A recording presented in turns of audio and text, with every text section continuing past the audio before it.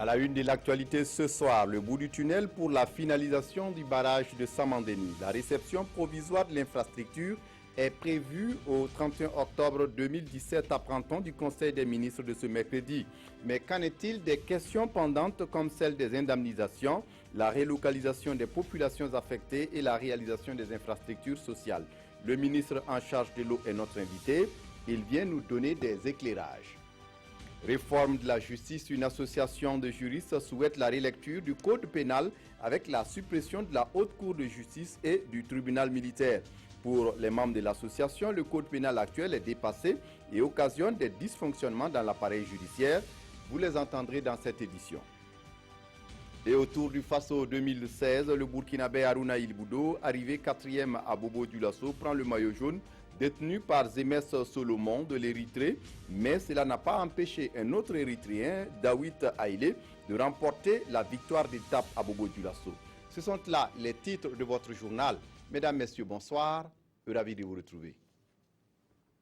Un nouveau régime indemnitaire pour les agents des eaux et forêts et l'harmonisation des normes de transport routier et ferroviaire dans l'espace UEMOA. Ce sont là quelques-unes des décisions importantes du Conseil des ministres de ce mercredi. Une rencontre hebdomadaire de l'exécutif qui s'est penchée également sur le projet de construction du barrage hydroélectrique de Samandeni dans le Oué. La synthèse des décisions avec Christine Koulibaly et Issaka Ouedraogo. Après plusieurs rendez-vous manqués, la réception provisoire du barrage de Samandeni est désormais fixée au 31 octobre 2017.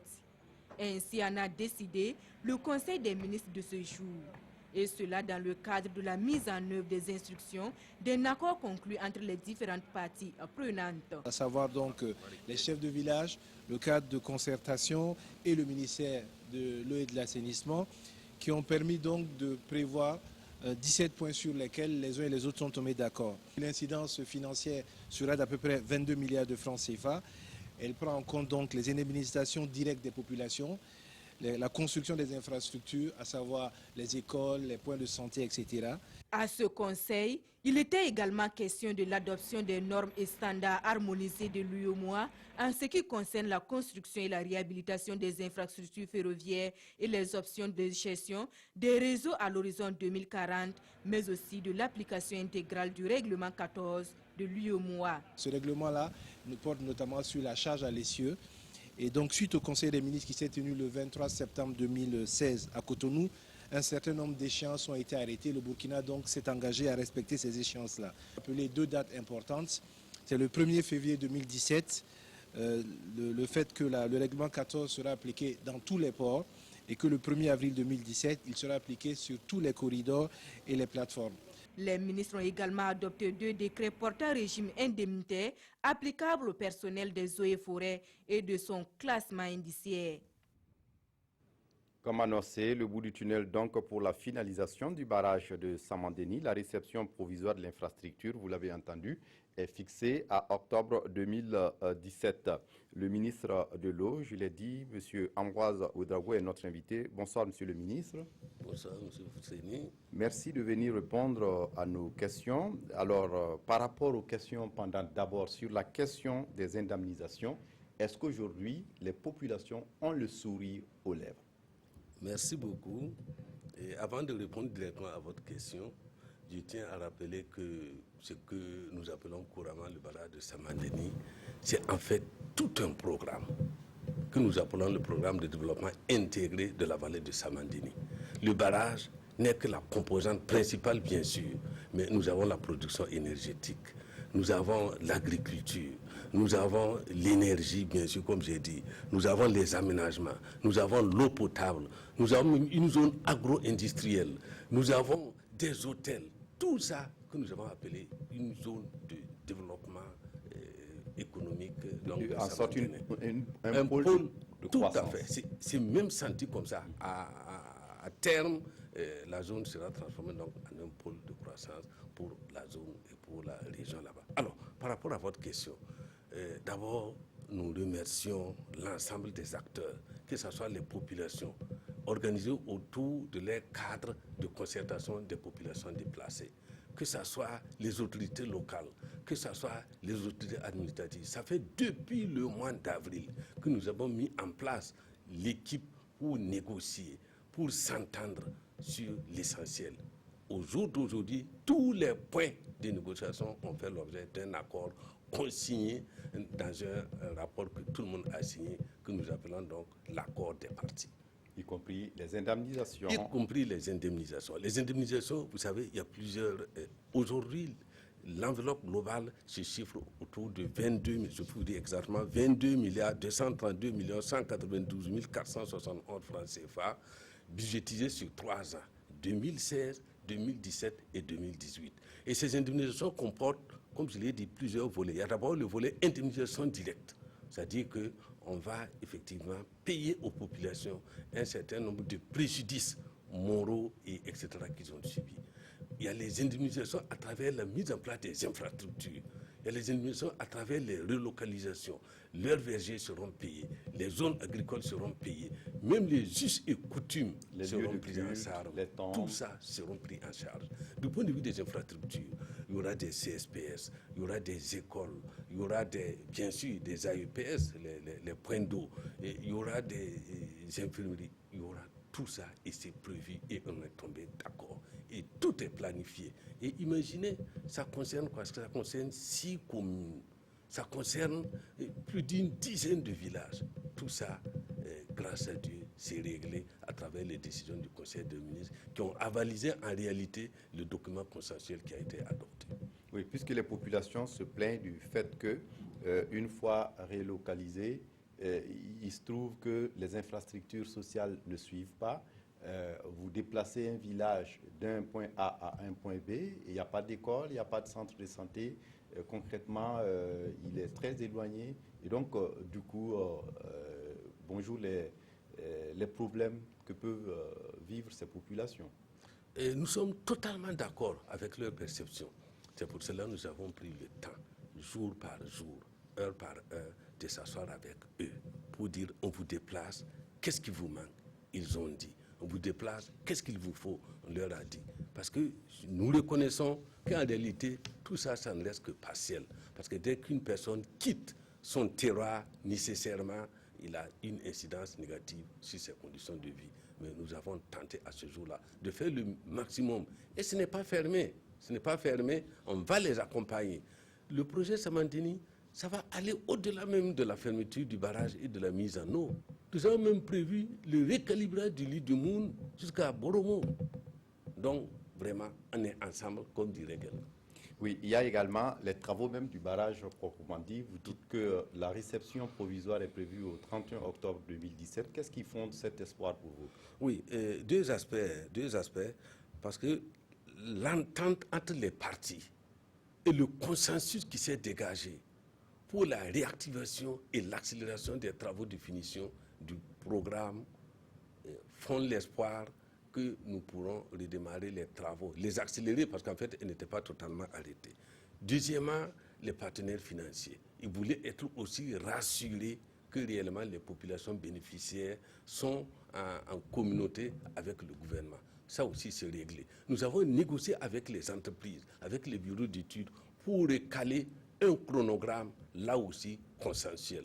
Nous avons regardé, nous avons révisé les coûts, nous avons signé des avenants pour tous ces partenaires, histoire de sauver ce grand projet pour notre pays. Et tout ça, c'est d'accord, on a arrêté le chronogramme ensemble et effectivement, au 31 octobre, s'il plaît à Dieu, on devrait fermer la digue et procéder à la mise en eau du barrage. Merci à vous, Monsieur le ministre, d'être venu répondre à nos questions. Certainement qu'on vous recevra à d'autres occasions pour approfondir davantage sur cet important projet pôle de croissance dans la région de Samadeni. Je rappelle que c'est dans la province du Houé, la région des Hauts-Bassins. Ce 2 novembre, les forces armées burkinabè honorent une tradition, celle de dépôt de gerbes à la mémoire des frères d'armes tombés pour la patrie. Ce matin, la tradition a été encore respectée au monument des martyrs, 6 places de la nation à Ouagadougou. Et c'était en présence de Issa Kafando et de Moumouni Soubega. Au rythme de la sonnerie au Mans, le chef d'état-major général adjoint des forces armées nationales et le président de l'association des anciens combattants déposent une gerbe au monument des martyrs, place de la nation. C'est un symbole qui honore leurs frères d'armes, tomber les armes à la main pour défendre l'honneur et la patrie.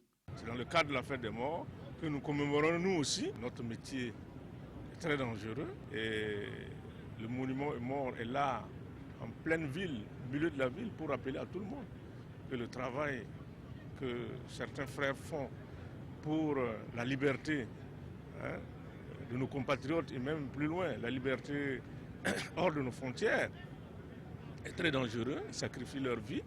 C'est vrai que pendant très longtemps, on n'a pas eu d'action de guerre directe, donc on n'a pas eu de morts.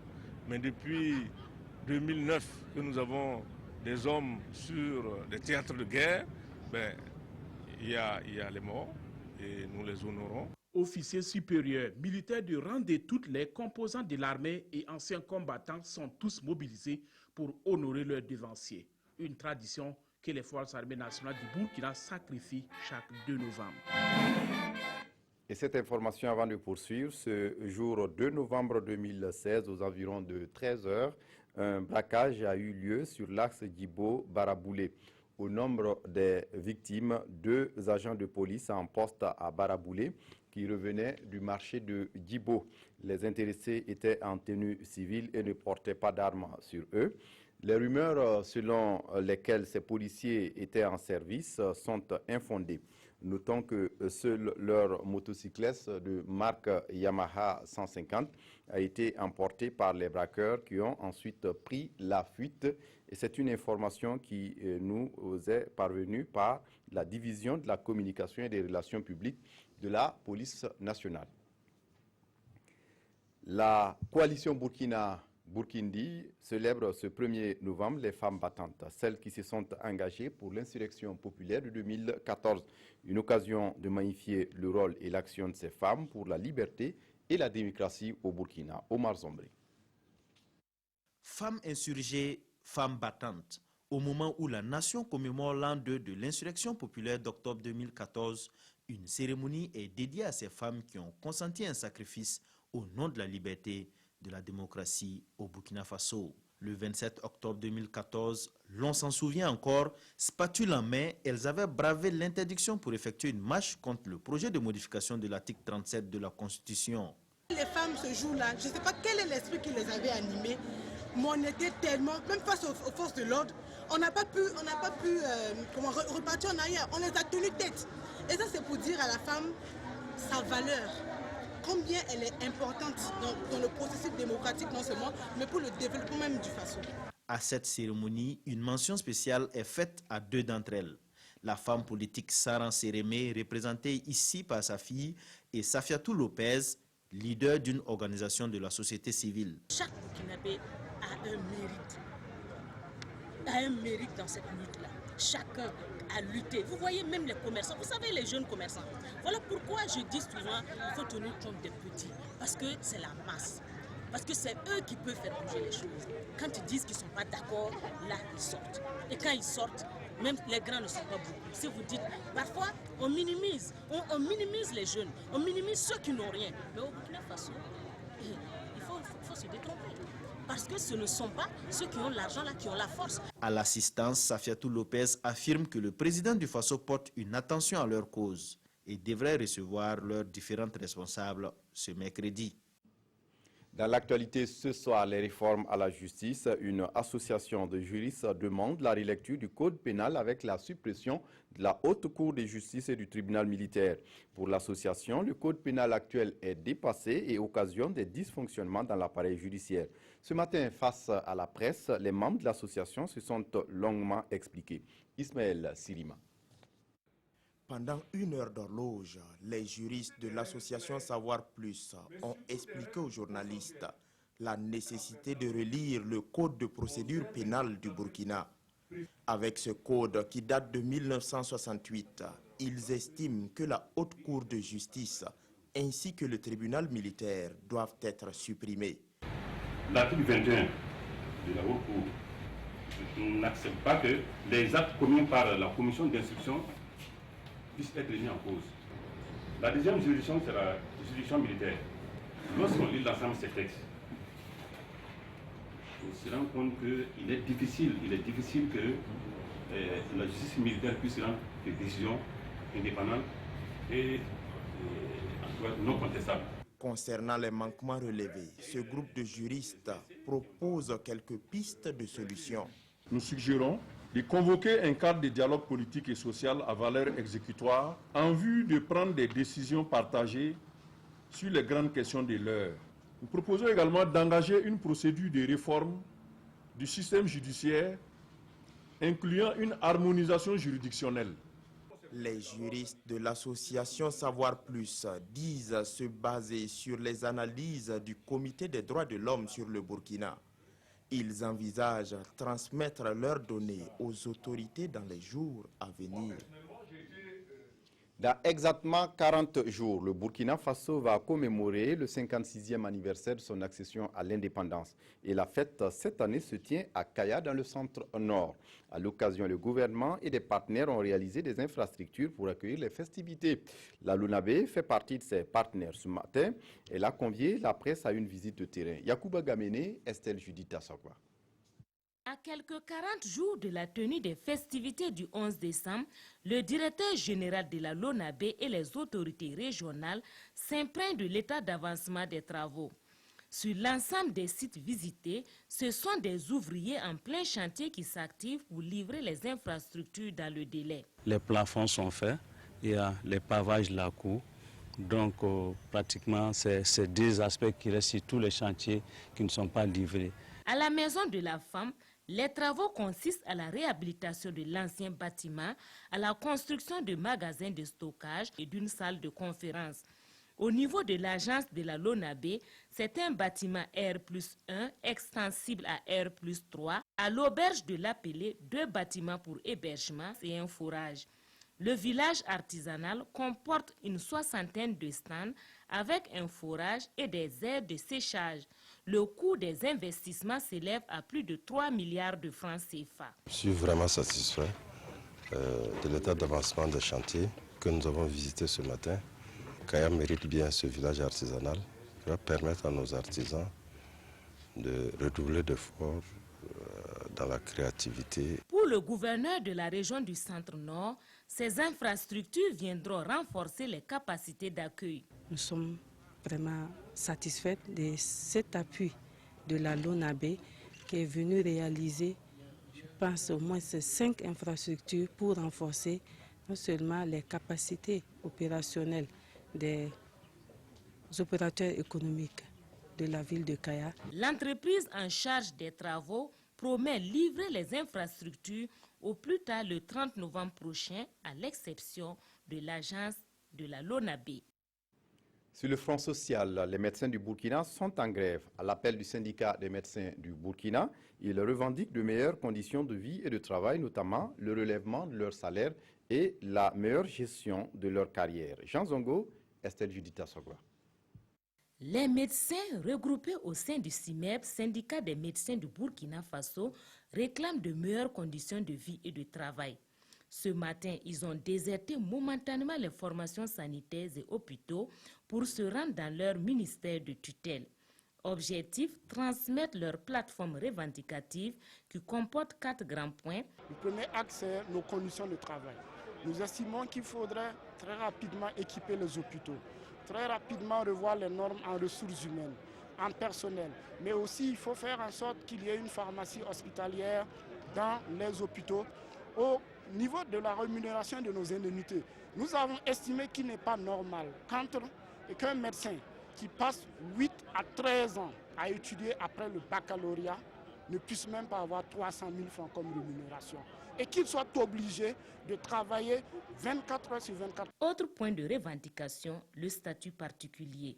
Nous estimons que l'aspect manquant de ce maillon-là est la fonction publique hospitalière pour nous consacrer un statut particulier, de sorte à ce que nous puissions avoir une flexibilité dans la gestion des ressources humaines de la santé au profit du malade. Leur ministre de tutelle en mission, c'est le conseiller technique qui a réceptionné la plateforme revendicative. Il promet la transmettre à qui de droit. C'est tout à fait légitime tout ce que votre secrétaire général a égrené ce matin. Et je vous rassure que je transmettrai fidèlement ce qu'il vient de dire à qui de droit pour que des actions soient entreprises pour soulager un tant soit peu les conditions d'existence des médecins que nous sommes, vous et moi. Ces médecins regagnent leur formation sanitaire tout en espérant que leurs revendications auront un écho favorable. Le grand format de ce journal s'intéresse à l'albinisme. Le soleil est redoutable pour la peau des albinos. L'effet des rayons solaires sur leur peau laisse des taches disgracieuses. Des pommades existent pour se protéger du soleil, mais la meilleure protection demeure celle vestimentaire. Idrissa Warga et Kadou Roumenki se sont intéressés à la question. Images et explications. On m'a dit que c'est en consommant le sumbala, le poisson, le taux couché qu'on a ces taches. Pourtant, j'ai suivi le régime, j'ai traité en fait. Peau claire, peau fragile ou peau à problème. Ouo Koulibaly nous raconte là son périple sur le traitement de la peau de ses enfants albinos. Un traitement qui n'a pas produit l'effet escompté puisqu'elle ignorait le vecteur responsable de ces taches disgracieuses. Ce vecteur, c'est le soleil, ennemi numéro 1 des personnes albinos. Il ne se passe pas un an sans qu'une personne albinos ne meure du cancer de la peau. Les crèmes peuvent aider. Les crèmes ne résolvent pas totalement le problème, mais ça peut atténuer le coût du soleil. Malheureusement, ces crèmes sont très chères. Ce n'est pas disponible sur la place du marché. Il faut toujours commander, il faut bénéficier des dons. La meilleure protection, c'est la protection vestimentaire. Il faut donc s'habiller conséquemment en portant des vêtements longs et des chapeaux à large rebord pour produire de l'ombre sur le visage. Une habitude vestimentaire pas toujours facile à supporter. Tu ne peux même pas t'habiller comme les autres filles, quoi. C'est la mode. Il y a des habillements, si on décortique le dos, là, si toi-même tu vois, tu es content. Mais non, on ne peut pas porter ça. Donc, on se contente de ce qu'on peut porter. Si le choix entre se mettre à la mode et s'exposer au soleil ne souffre d'aucun débat, ce n'est pas le cas lorsqu'il s'agit de chercher sa pitance quotidienne. À cause de mon travail, je suis obligé de rester au soleil. Je suis chef de ménage. Je nourris ma famille grâce à l'agriculture. En cas de maladie ou autre besoin, je tire mes revenus du champ. À mon avis, il est moins contraignant d'être albinos homme que femme. La femme, si son mari ne la comprend pas, elle ne pourra pas rester dans le foyer. Charlotte Milogo, mère de 3 enfants, tous de teint noir, est victime de cette incompréhension. C'est difficile. On ne peut pas avoir les mêmes horaires de travail au champ à cause du soleil. Les albinos font partie de la grande famille des personnes vivant avec un handicap. Les railleries ne manquent pas non plus à leur égard. Certains disent que ma maison est pleine d'odeurs d'albinos. D'autres nous traitent d'aveugles. Et puis maintenant, gagner mari, même c'est un problème. Quand il vient vers toi, là, même s'il fait 2 jours après, tu n'as pas vu femme dans le pays là. C'est albinos que tu veux. Ce sont les sorciers. Ah, souffre au élément. Donc ça fait que tu fréquentes beaucoup de gars sans te rendre compte. Mais si tu t'approches à côté de lui et puis elle est en train de fuir, il commence à fuir de toi là. Toi-même, tu peux comprendre que la personne a peur de toi. Autre problème commun que les albinos partagent, c'est la faiblesse de la vision. Un handicap qui n'est pas sans conséquence sur leur rendement scolaire.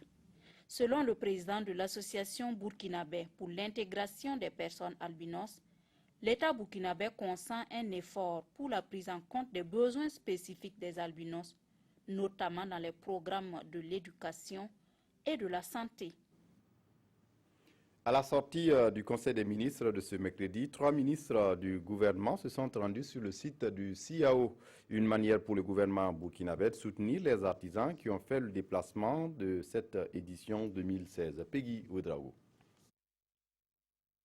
À l'issue du Conseil des ministres de ce mercredi, ils sont 3 membres du gouvernement à se rendre au Salon international de l'artisanat de Ouagadougou.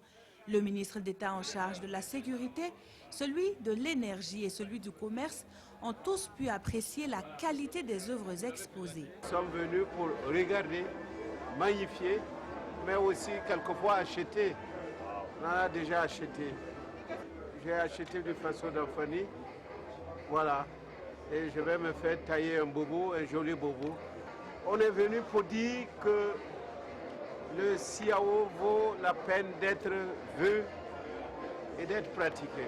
C'est du reste le souhait des exposants qui espèrent épuiser le stock de leurs articles. En sport, volleyball, la gendarmerie nationale, vainqueur de la Coupe du ministère de la Défense. C'était ce 1er novembre en présence du président du FASO, par ailleurs ministre de la Défense. Les Pandores se sont imposés face aux sapeurs-pompiers par 3-7-0. Mokhtar Ouedraogo, Jean-Victor Ouedraogo pour les détails. C'est de façon fracassante et dans une ambiance électrique que l'équipe de la gendarmerie et celle des sapeurs-pompiers ont débuté la rencontre. Rapidement, la gendarmerie impose sa domination et enlève le premier set par 25-19. Au deuxième set, les sapeurs-pompiers impriment un jeu plaisant mais manquent d'efficacité.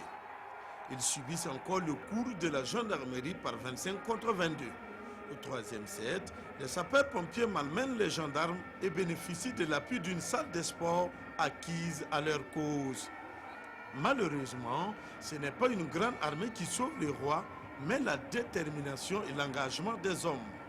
Ayant compris cet adage, les gendarmes font fi du tintamarre des adversaires et plient les soldats du feu par 26-24 et remportent la finale 3-7-0. C'est une triste réalité qui s'explique par le fait que j'ai beaucoup de joueurs, la quasi-totalité des meilleurs joueurs sont blessés. Et à titre d'exemple, mon meilleur attaquant qui est juste derrière moi, qui me faisait la quasi-totalité de mes matchs, alors lui il a été blessé depuis le 3e match. Alors après le passeur qui est tombé malade pendant pratiquement 4 jours, 5 jours. Alors, donc, et le capitaine aussi qui boite, qui n'arrive pas à jouer. Et puis on a eu quelques choix tactiques qui n'ont pas beaucoup marché. La victoire de la gendarmerie, bon, en match de poule, on les avait déjà gagnés 3-1. Mais j'ai dit de laisser l'orgueil à part et puis de jouer physique efficace. C'est ça seulement qui peuvent gagner les compétitions militaires. Ainsi, l'équipe de la gendarmerie remporte le trophée, la médaille d'or et une coquette somme de 500 000 francs CFA. L'équipe des sapeurs-pompiers classée 2e s'en tire avec la médaille d'argent, un trophée et une somme de 400 000 francs CFA. Je vous le disais en titre, la 6e étape du Tour du Faso s'est courue ce 2 novembre entre Pa et Bobo Dioulasso. Le Burkinabé Harouna Ilboudo récupère le maillot jaune, tandis que l'Érythréen Benit Haïlé remporte la victoire de l'étape. Images et commentaires avec Mamadi Wena, Souleymane Sanou et Moussa Ouedraogo. Les étalons n'ont pas remporté l'étape par Bobo Dioulasso, mais c'est tout comme. Certes, l'Érythréen Meharik Kibrom est le premier à franchir la ligne d'arrivée, mais Harouna Ilboudo, rentré 5e, prend le maillot jaune.